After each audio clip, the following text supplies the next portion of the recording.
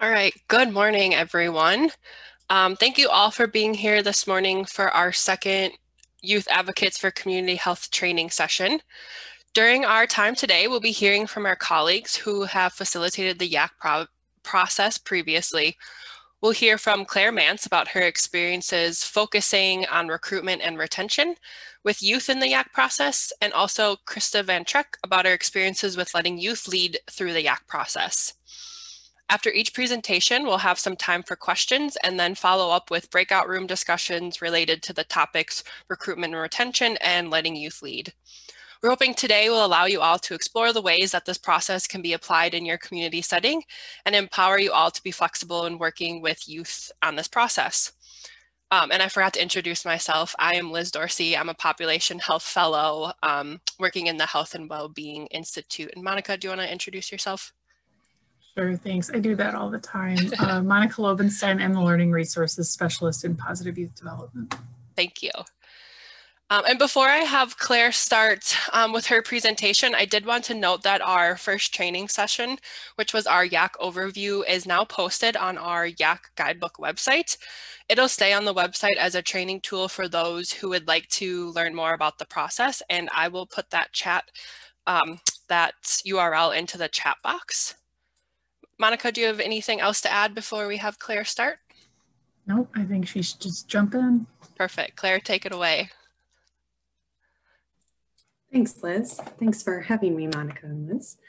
Hi, everybody. For those who don't know me, my name is Claire Mance. I'm with the FoodWise program, and I am a Healthy Communities Coordinator, which means I don't do any direct teaching, no direct education, but rather I focus on policy systems and environmental change initiatives, such as the YACH project, which is a YPAR project, let's say Youth Participatory Action Research. That's kind of the acronym. So I'm going to talk to you today about recruitment and retention, and let me just share my screen.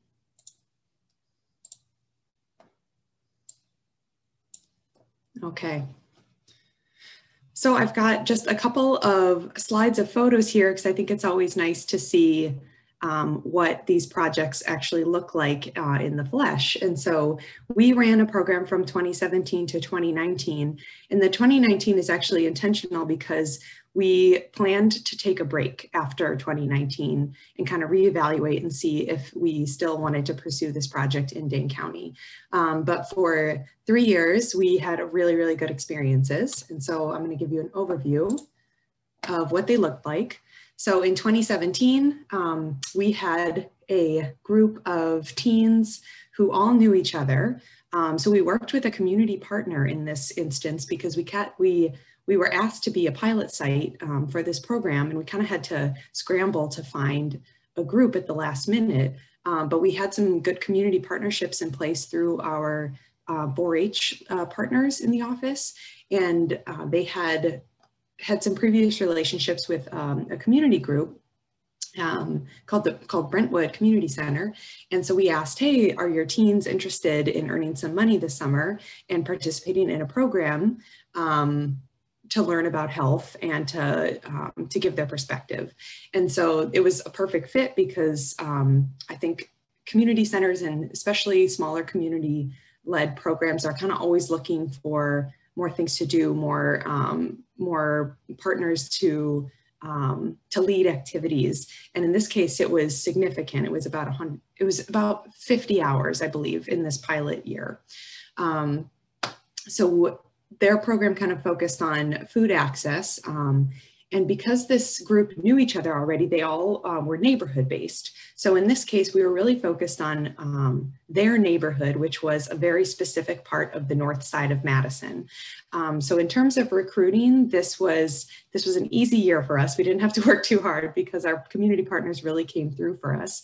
But that really narrowed down the focus in terms of what their sense of community looked like and where they wanted to have an impact. So they were really focused on the north side of Madison and specifically in their community. So they did some gardening projects.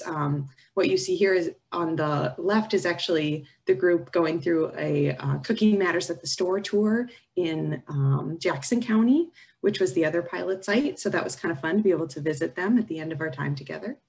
In 2018, I should mention, in 2017, we had 5 participants.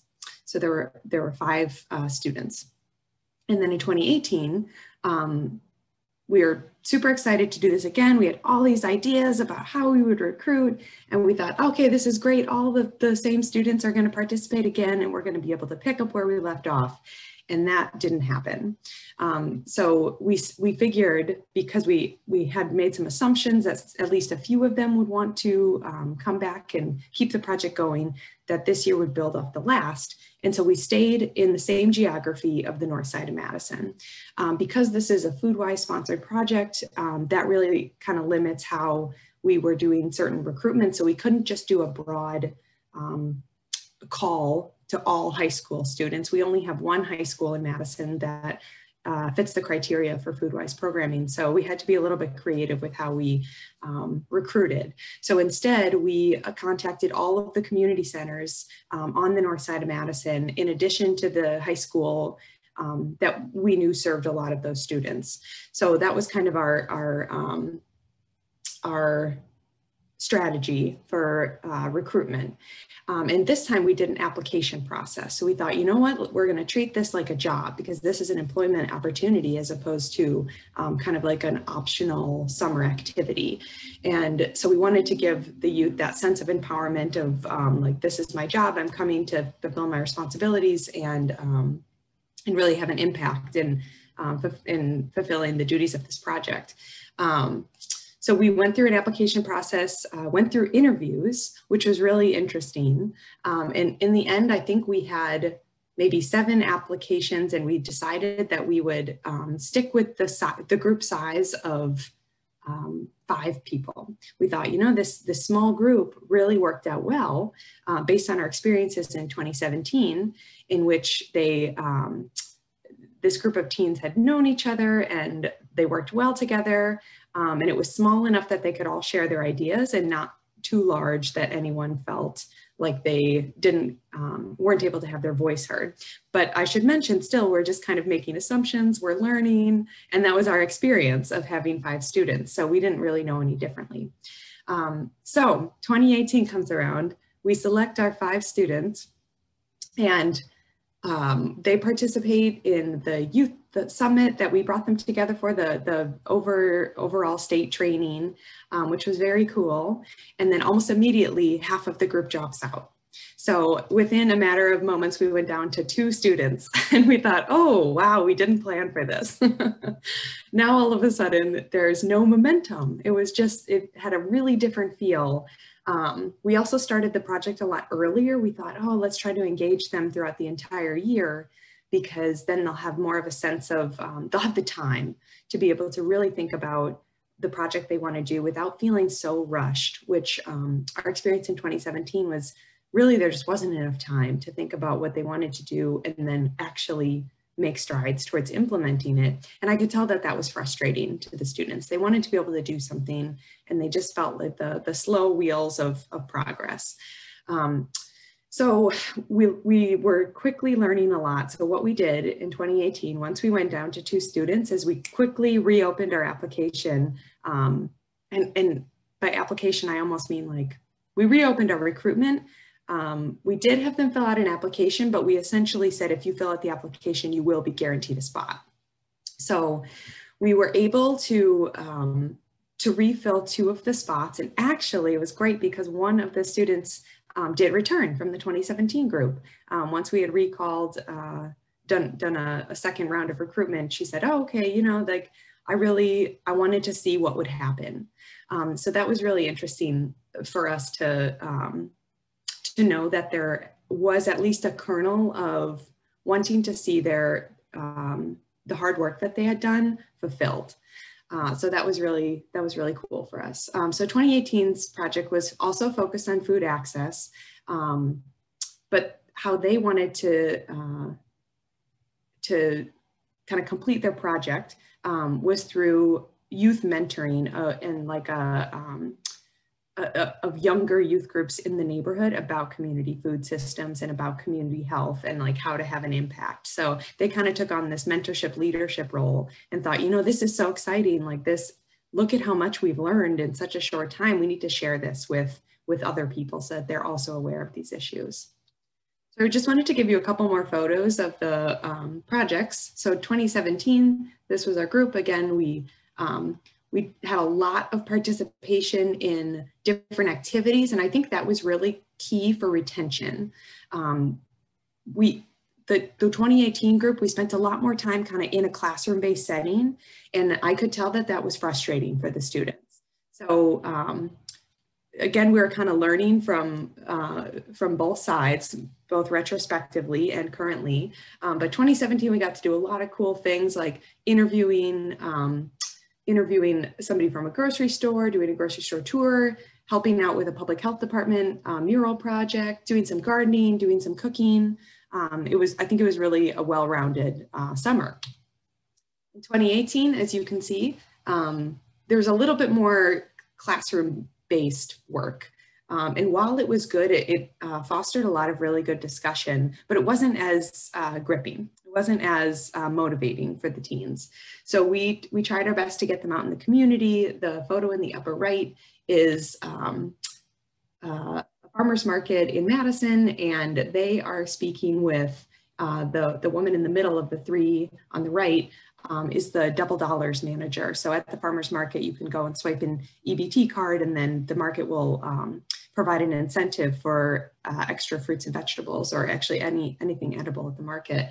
And so we went out to do some kind of interactive learning and talk to people who are on the ground, understanding the issues of food insecurity and the different programs to offset that insecurity. So then in 2019, we took a totally different approach. We thought, okay, we really need to reevaluate how we're doing things, because we learned from 2018 that if we recruit for 5 and then we lose half, that is really not enough momentum to keep a project going, even with strong leaders. So 2019, we thought, let's recruit for 10 students. And we were able to do that. I think in the end, we recruited 10. One of them dropped out. So knowing that that was likely to happen, I'm really glad that we veered towards the upper end of things. One dropped out right away on orientation day, and then another person said, I can only participate in half the program. We said, that's fine, no problem here. So she was able to be part of the team for the first half of the summer. We went back to our model of only meeting during the summer and saying, you know what, we're gonna meet for 10 weeks, twice a week, and this is gonna be our time together. And we're gonna fulfill our hours, but we're really gonna have that, not sense of urgency, but sense of purpose. And I think that also was attractive to the teens. It wasn't something that was going to drag out. They knew where it began and where it ended. In this case, we really switched up our methods and our strategy, because we went from the north side of Madison to the south side of Madison. So this also reflected one of our staff changes. So the person that was in our position, our 4-H position for the years of 2017 and 18 had taken a new job. And so he had left our office, and a new positive youth development educator had entered our office, and he had so many excellent community relationships with people, especially on the south side of Madison, and especially with the Latinx population. And so we switched up our recruitment strategies of all of the community partners that were kind of in his tool belt. And we got a huge response. So we got a ton of applications. We got a ton of interest, lots of people emailing saying, hey, I really want to, is there something I can do to strengthen my application? This is a really great opportunity and I don't want to miss out. And I thought, wow, we were really zeroing in too much with our geography previously. And in this case, we opened it up kind of to everyone to apply, but we looked at the school district, different school district documents, and we saw that a lot of them had a question of, do you qualify for free or reduced price lunch? And so that was our indicator of, are they food-wise eligible? So in that case, we were able to kind of screen applications and just make sure that we were meeting the criteria of our grant and being good stewards of those dollars. So we had a fantastic group. I absolutely recommend having a larger group of students. It was so fun because we had students from 4 different area high schools. So almost nobody knew each other. And that was really different from the previous years where they were previously friends. So they came in, and it was so fun to like do all the icebreakers of people going from being shy to suddenly like forming a really close friendship here and a group of friends there.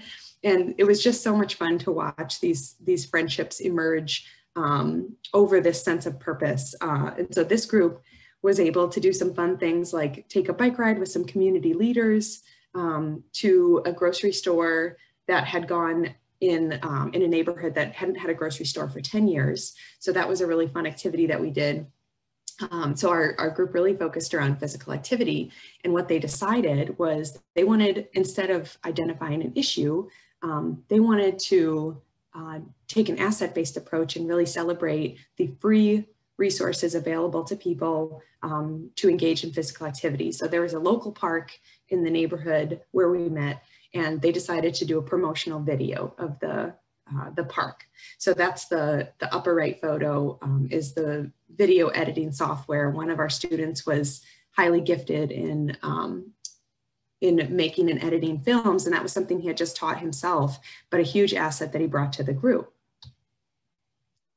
So just a few more photos of our 2019 group. We again tried to keep them really engaged throughout, knowing that at any point a student might decide, this isn't for me. So we did lots of team building exercises. We tried to stay outside as much as possible. They went through activities like storyboarding, which is the lower right photo. And we just tried to spend as much time in the park as possible. And I think that really helped for retention purposes. So I know I only have a few minutes, but I just wanted to circle back on what I thought the key pieces of recruitment and retention were. So really relying on your community partnerships for that extra boost of your program. I think we did see a lot of applications come in because they randomly found the application. Maybe it was forwarded from a high school guidance counselor, but in a lot of cases, what we found is the community partners were almost like hand selecting, saying, hey, this program's happening. I really think you would be a good fit for it. And that helped solidify that like attachment to the program.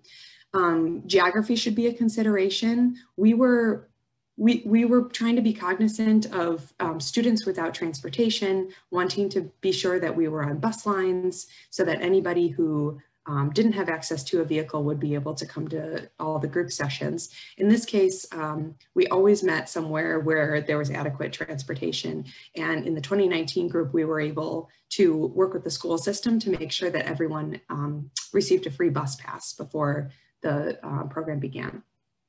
Group size is something to really consider. I think it just depends on where you are and your community to know whether a smaller group is better than a larger group. I think that's not something that I feel I can say, but I can tell you just from our experiences that having a larger group size was calming to me as a group leader, just to know that in case we did lose a few people, there wouldn't be a huge loss of momentum and people would still feel inspired to come to show accountability to their peers.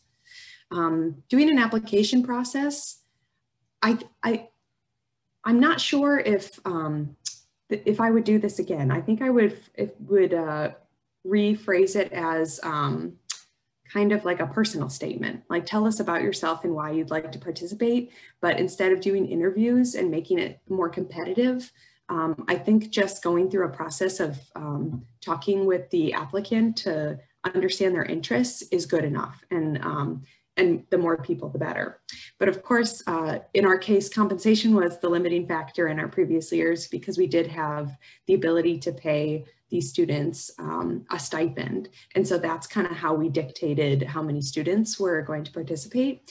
Those stipends have since ended from FoodWise. And so I think had we gone forward this year, obviously COVID would not have permitted it, but had we gone forward, we would have needed to reconsider how we recruited, because in that case, if there was no stipend, it wouldn't matter how many participated because we wouldn't be worried about reducing their funds.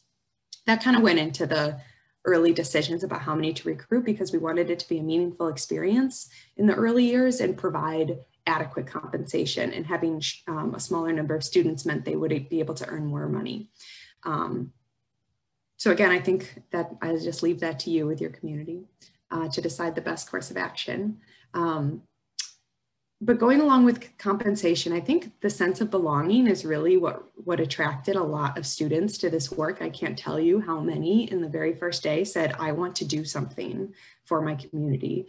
I want to give back. I want to be involved. I want to know what's going on. And I want to be able to say something about it.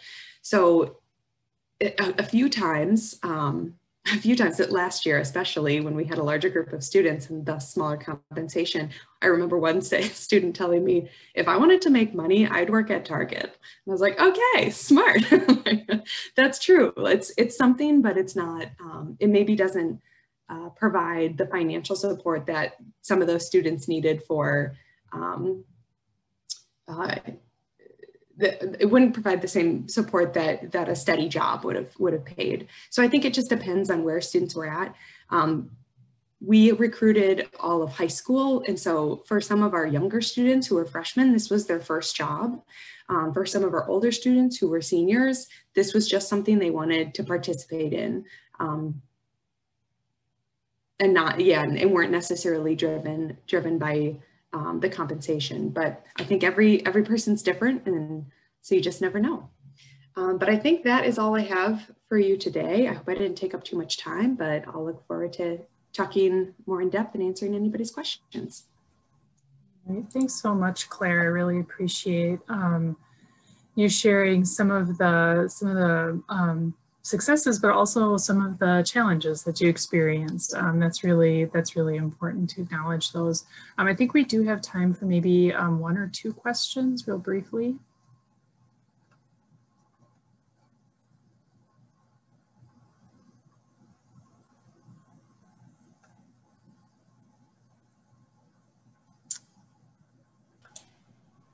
I can offer one more thing, Monica. Sure. Just if there aren't any questions, if anybody on this call is thinking about just beginning a YACH program, my biggest advice would be to not be discouraged. I talked with so many youth leaders in the Dane County area who do similar work. And the days that I thought, I have no idea what I'm doing. When is this going to click? And our youth partners saying, oh, it took me 5 years. I thought, okay, good. It's not just me. These things take time. Yeah, thanks for that.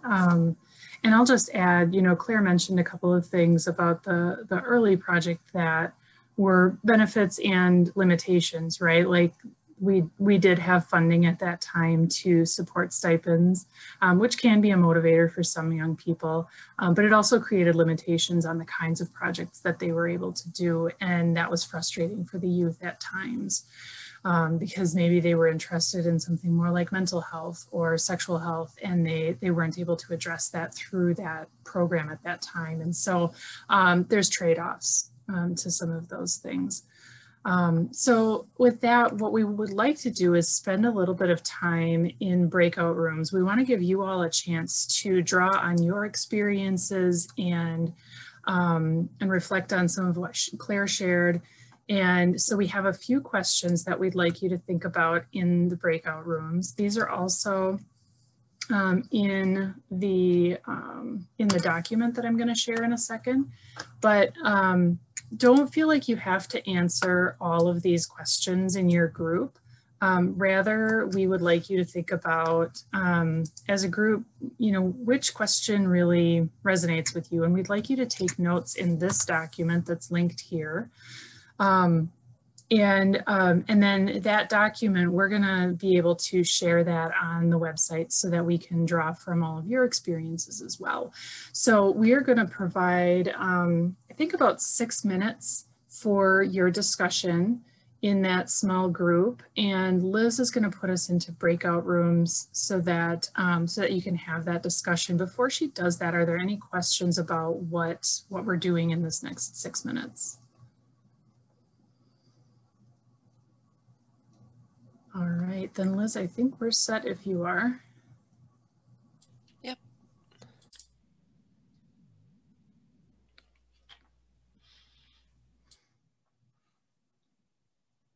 Looks like y'all just got cooking, really got cooking, and then we said you had to come back.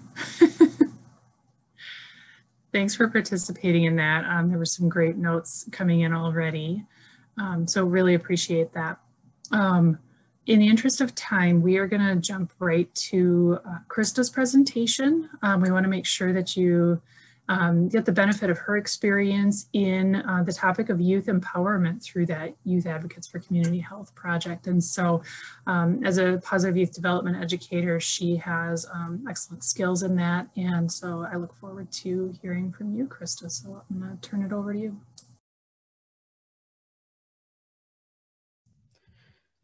Normally I love my multiple screens, but sometimes it really throws me for a loop when presenting. So can you see my actual presentation and not my presenter notes? Perfect.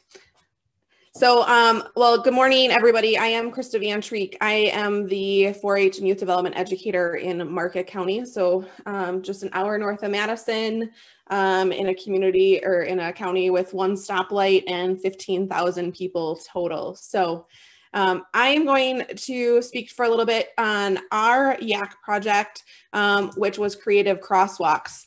And I just want to start out by telling you that this was a project that, working with FoodWise, I will say provided some interesting little things to consider, because FoodWise and positive youth development have some different parameters. And so sometimes it was a give and take, or like, what are we really doing type thing. So we started, I'm pretty sure it was in 2018. So we were after the initial pilot year, and we were one of 5 counties that year selected. And I will talk through the process a little bit, but this is just a quick snapshot. First of all, when I say creative crosswalks, I think people don't necessarily know what I'm talking about. So I wanted to show you a picture before we get started. So these are in the middle of the road. So we in Marquette County, we're a partnership with FoodWise and then Positive Youth Development. So myself and our FoodWise coordinator, actually at the time, was Kara Cross. And in the process of that, for those of you who are FoodWise coordinators, know that Kara has a different role now. She's no longer a county coordinator. And so that provided some challenges as well to not have that FoodWise representation. We also, from day one, had a really good partnership with our public health educator in the county. And so she worked right alongside of us. So we kind of had that extra adult working with us throughout the whole thing. My focus today is talking about youth empowerment, or how to really get youth connected. And I think any of you who have worked with youth know, at least if you've been successful, that it isn't something that just happens, or at least maybe it's just me, maybe it doesn't just happen here, but it takes a lot of intentionality, dedication, a little bit of listening skills, and those kind of things. And so, you know, the fact that you're embarking on a project like this, you know, you're signed up for a decent amount of work, you know, in reality, but it's also some of the best projects that we can do and have greatest impact. So one of the things that we started with, besides the statewide training, was really the why. Like, what are we even trying to accomplish? And in community youth development world, we've been focusing on this why question a lot as well. And so, you know, I think that was where we wanted to start. We as the adults went in without an agenda. I of course, in the back of my head was thinking, so a lot of my work is around community placemaking and helping youth develop a sense of connection to their local community. We see a lot of our youth leaving and not coming back, and in a community, you know, a county of 15,000, we want to see those youth coming back, hopefully, and giving back, and not just losing them. So I had some projects in the back of my mind, but we really went in and let the youth figure out what they wanted to, and really work through the process. I think it's one of those things too that, right, that's what takes the time. If you come in with a project, yep, you can get to work and kind of jump in and get to it and kind of have that sense of accomplishment a lot faster. To do some of that background legwork really is where keeping the kids motivated really kind of, you know, it takes a little extra effort because it's not fun to sit there and, you know, talk through all of the different steps and things like that. So just a quick on recruitment for us. For us, it was personal connections with students, parents, teachers, using our networks. We had actually one of the school districts had a group that was working on redoing or looking at like their lunchroom practices. And so we tried to intentionally recruit from some of those places. And some of those were already things that Foodwise were working with. And some were just different connections that way. So when I talked about really coming up with the why, our group had brainstormed lots of ideas. So they talked about doing like a gas station scan of healthy foods and things like that. They had really talked about a whole variety of things. But one of the things that was happening at the same time is they were redoing some of our main highways in the county.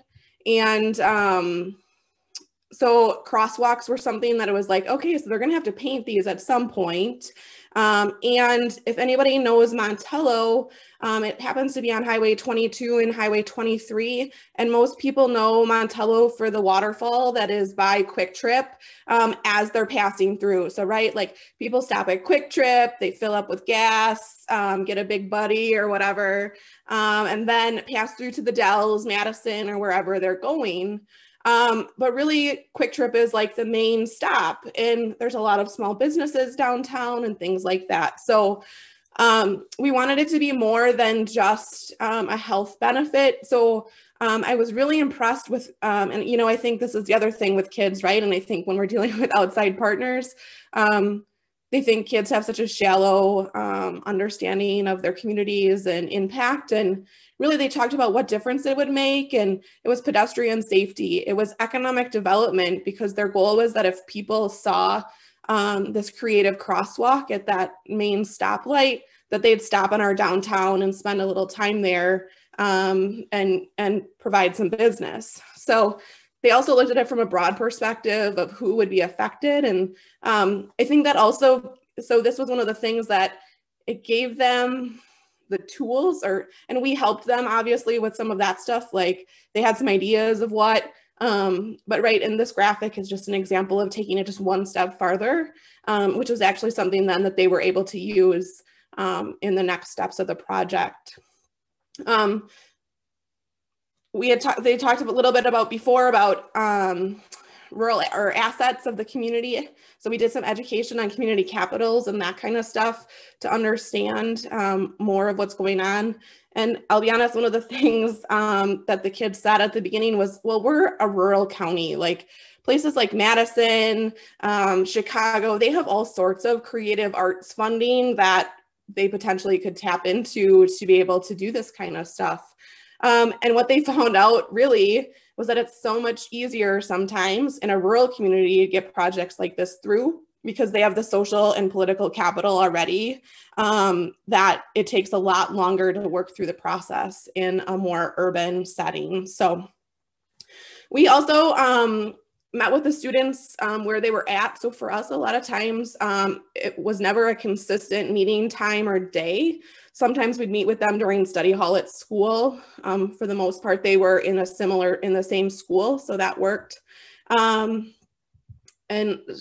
those kind of things. So one of the things that I would say they probably didn't like, but are so much better individuals for it, and the project is so much stronger, was going to training.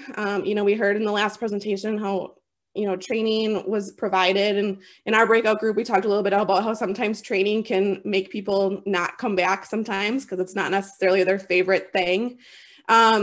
But it also sets them up for the things that they need to do. So we also provided emotional support and physical presence. So, public speaking is one of those things that most people would much rather not do, and especially a high school student who is going to go in front of city council. So this group of individuals made all of the phone calls to public officials. They made the presentations and presented at public safety meetings, city council meetings, all of those things to get things approved. I was sitting in the background there with them and like totally cheerleading them on until they walked up there, and they still were sweating as they went up there. But it's that physical and emotional support. I do think it is very important that those youth then completed those steps. It's really helping them build that social and political capital as well. That in extension programming, I think that it's hard sometimes to put like a physical or a financial dollar impact on some of our programs, but being able to rely on some of those other capitals. So they also did things like getting buy-in from the community. So buy-in from the youth themselves. So that's some of that, letting them pick the project and going with it. And also from the community. So the picture on the left actually was at the school open house, and they wanted to get people's reactions. And so they set up this display and they did a voting as to what kind of design people would like outside of the school. And they had 2 crosswalks that they were going to paint at this time. And so they did. They engaged with parents and students and did a voting option. The pictures on the right actually were we asked for youth to make designs of crosswalks. And the one on the top actually is, it's flowers and bees. And the one on the bottom is supposed to look like a bookshelf with history and things like that. So what I think is really cool is something that they thought, right? Like people ask them to design things or come up with things all the time. But what happened then is it came to fruition. And when it's on paint and on a roadway in front of your school, it's way cooler than just, it's that whole letting your project actually come to fruition. So the one with the flowers actually happens to be right out in front of the school community garden. And so that was wonderful. And they also, a butterfly, we happen to have a student that was killed at the same time, and a butterfly was the symbol that they were using on like window clings and things like that. And so they were able to incorporate that as well. So there was a sense of meaning for that. Just quickly, then it expanded to other communities. So their goal was to have it at least one crosswalk in each of the communities in the county. And so it's really cool to kind of see this, and now communities are embracing it and they're maintaining it themselves and repainting. This is just a picture to show that you can still do this kind of stuff during a pandemic. So this actually, they had repaved one of the roads since, and I'll be honest, a lot of our high school students here were struggling with like, we didn't know if we were going to do virtual school and, in-person school, all of those things. And so this was an opportunity for them to come together and do something. So just quickly, just a couple of last thoughts. Youth like to be recognized or appreciated and told that they're making a difference. The top 10% or so of our students hear that quite frequently, but as a majority, youth don't get to hear enough of how much of a positive impact they're making and making smart decisions. So we had families that were sharing it on Facebook and lots of community members that were giving them positive praise. Just a quick couple of things that were helpful and that we found for this and future projects. Like we talked about already, we're all in this for the money, just like the kids are all in it for the money, right? So yeah, the money really was a great kind of initial retention, but what we found out, we actually lost funding because we didn't have a food-wise person a little bit sooner than some of the other counties. But that we put that right in front of the kids and like, that's not what we were in it for anyways. And so they actually probably gave it more time and attention after the money was gone. As anybody doing youth program knows, snacks are always a fun little thing. These are not healthy snacks right here. We did actually try a little bit harder to do healthy snacks. It wasn't pizza and things like that. And then also looking at future projects. So, you know, a project can get stale. And so we wanted to make sure that we were looking at some other things. One of the projects initially they had talked about was looking at our bike routes in the county that had been neglected for about 20 years. And actually as a subset, we're almost done with now this new bike route project. So we listened to their future project ideas. Just a quick couple of last challenges. Time and scheduling. Like I said at the beginning, youth programming that's successful takes time.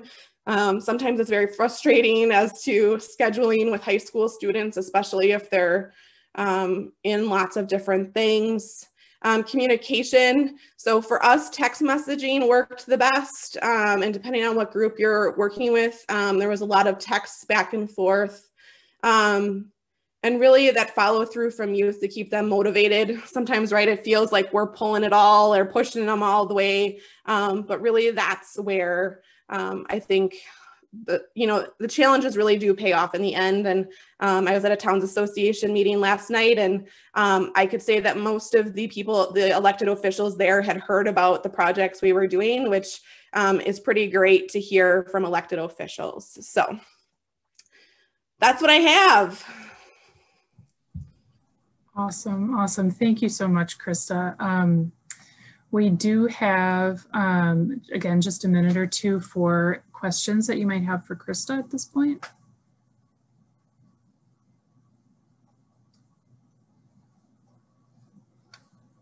I think there were a lot of really great nuggets of truth about how youth empowerment works, and it's not always clean or linear or tidy at all, but it's always worth it, right?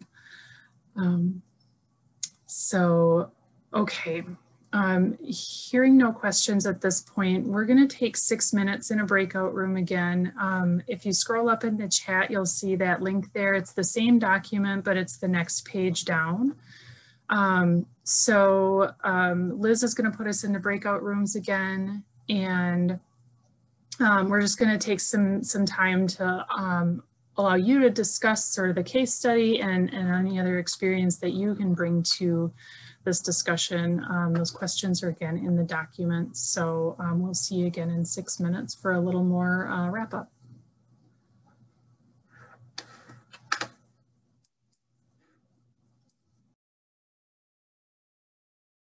Welcome back, everyone. We wanted to give everybody a chance. I really appreciate you engaging so fully in that discussion. I see some great notes in the document. I just want to take a minute or two to see if anybody had any big takeaways from the discussion, from the case studies that you would want to share. It can be little takeaways too. We're not partial to big ones.